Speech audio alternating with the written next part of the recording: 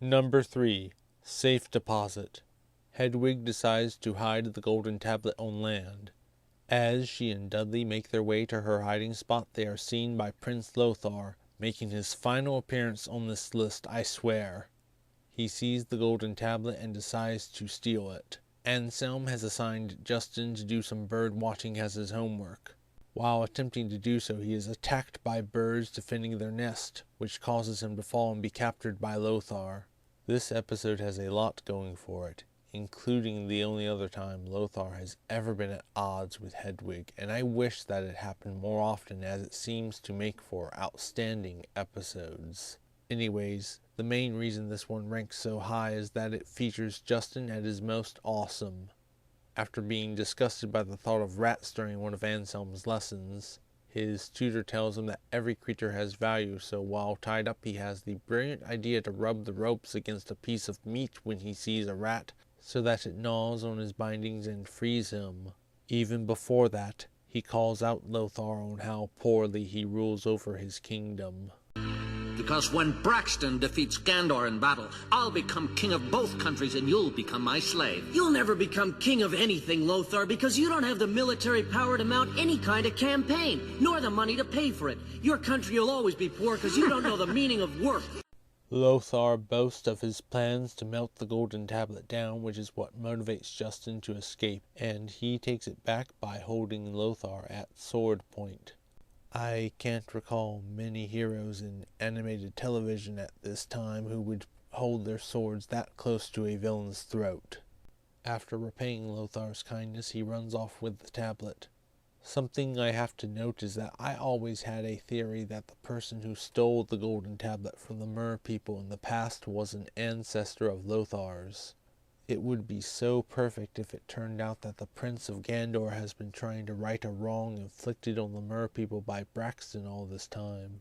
On that note, another headcanon theory I have is that the potion that lets humans breathe underwater allows the people who take it to talk to animals. Justin and Chauncey never talked to any of the animal companions until after they took it, so that seems quite possible. Justin learns from Dudley that Marina has been captured, so he immediately goes to rescue her, but although he doesn't know it, he has help. I don't like the looks of this. Something could be done about it if you wouldn't mind performing a minor task for me this afternoon. You bet. This wouldn't involve sending somebody down to see the sea witch, would it? Because if that's what you've got in mind for me, you can just forget about it. I see. Not even for 100 clams? Was that 100? That's what I said. Then it does mean going down there. Yes, but she'll be more afraid of you. Anselm transforms Ridley into the gargoyle in order to aid Justin. This takes place before their encounter with the real one, so while it was kind of lazy to recycle the design, I still think it actually works as a neat foreshadowing towards their eventual encounter with him. The only problem is that Justin doesn't realize that he's here to help, and he throws the golden tablet at him to save Marina, so of course they escape without it. Of all the episodes where they fail to get the golden tablet back after coming close, this is by far my favorite because not only does it have a strong story otherwise, it feels like a natural failure and not forced like in some other episodes. Also, the dialogue never gets as bad as in Quest for the Golden Tablet. I believe that somewhere deep down inside her, Hedwig knows we're meant to be together, and she wants us to have the tablet in spite of herself. That's why she gave this to us. If that isn't the most dim-witted thing I've ever heard, Justin, well, you're just a big fool! You said it, Winnie. Can you believe they actually named a DVD volume after this story? Because Safe Deposit is only the 8th episode, Justin's speech at the end about how they'll have another chance to get the tablet rings true, as at this point it felt like there was plenty of time for that part of the story to pay off. After episode 2, there were only 4 episodes, including this one, where the protagonist tried and failed to get the golden tablet, so it really wasn't as detrimental to the series as it could have been. Episodes where Hedwig lures them into traps by letting the heroes think the golden tablet is at a certain location generally have much better setups for plots, as you don't feel cheated out of seeing the main goal of the series resolved by the end of them, But despite that, I like this one better than any of those, so I guess it all depends on how you tell the story. This proves that even when failure is the only option, you can still make a great episode. Hey, where do you suppose that big monster came from? And where'd he go? I guess that's a mystery that we'll never be able to figure out, Marina. Number 2. Be careful what you wish. While playing frisbee with Justin and Marina at a beach, Chauncey accidentally discovers a wishing well. Marina wishes to always be together with Justin, Winnie wishes never to see Hedwig again, and Justin wishes to be as good and just a king as his father. But the next day, Marina is teleported back home when she tries to go see Justin. Winnie is magically chained to Hedwig, unable to leave her side, and Justin has turned evil. Chauncey seeks Anselm's help in getting to the bottom of this, and while talking with him learns about his history with Hedwig. This is the episode that really made me wonder what Disney was thinking with their series. For starters, let me say that I love the opening with the protagonist on the beach. It's always nice to see them having a good time, and the older style for their bathing suits is really refreshing to see. The wishing well turns out to have been an old prank of Hedwig's, who cursed it to grant the opposite of whatever wishes people made, which is a very interesting idea. I like how it's something she made so long ago she forgot about it, and not a trap she made recently. I also have to wonder how many people have fallen prey to it in the past and how bad things got for them.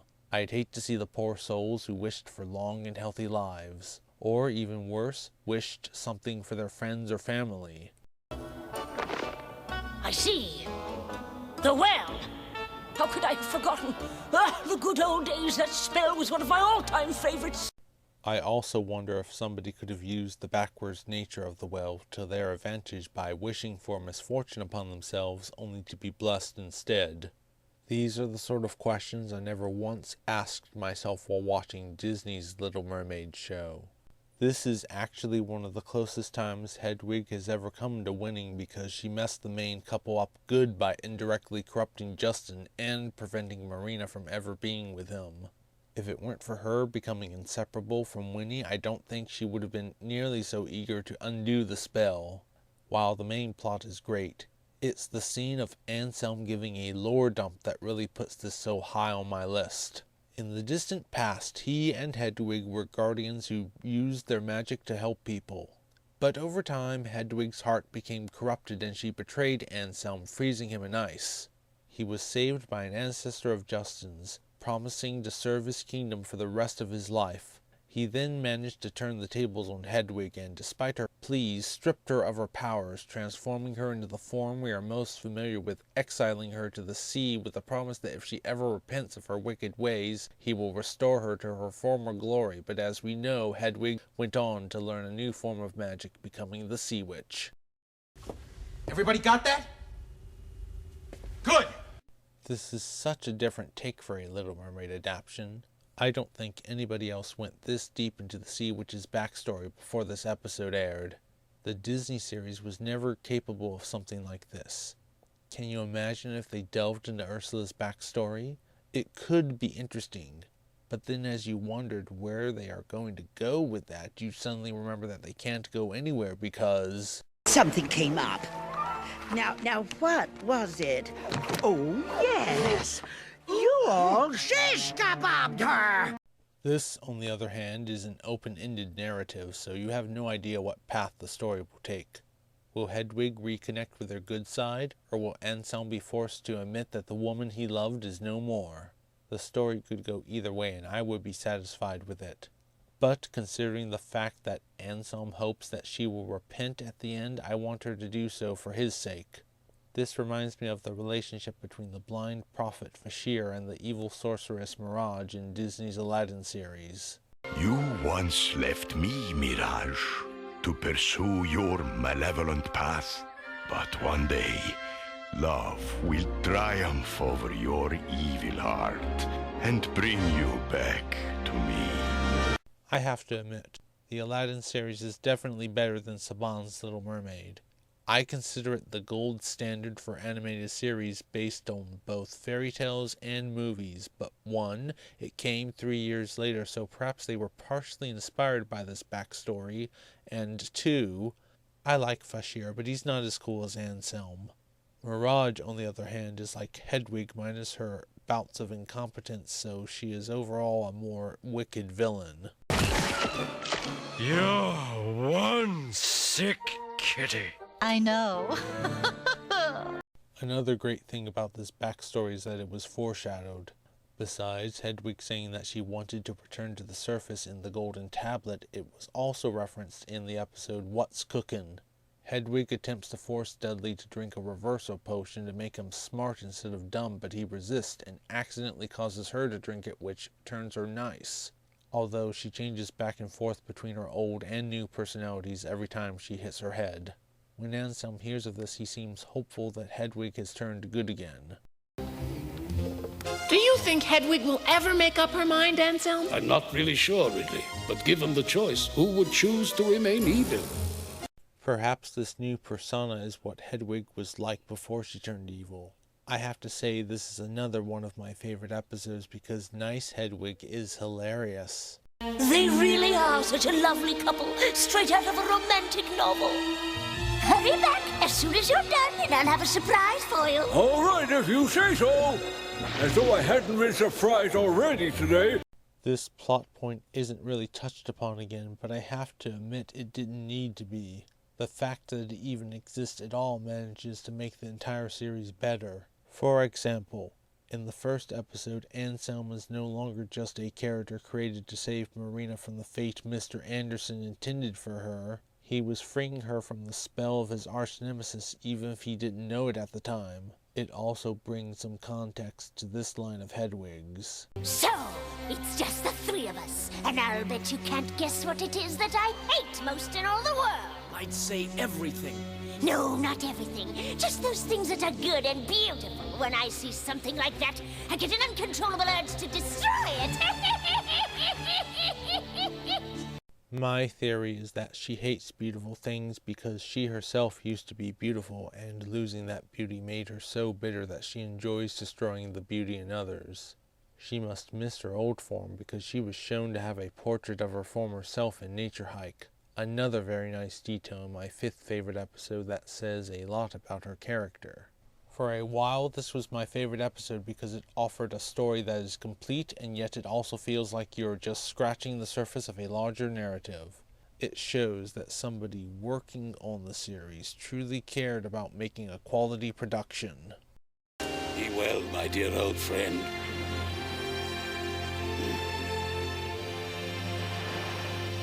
I can only hope that someday you will return to me.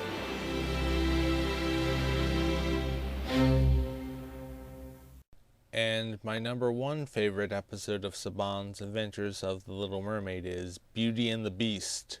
Hedwig intercepts Justin's potion and slips a little something extra in it which transforms him into a monster willing to obey any command, even if it means hurting Marina. This is what I was foreshadowing when I said that Hedwig did something that even Ursula would congratulate her for doing.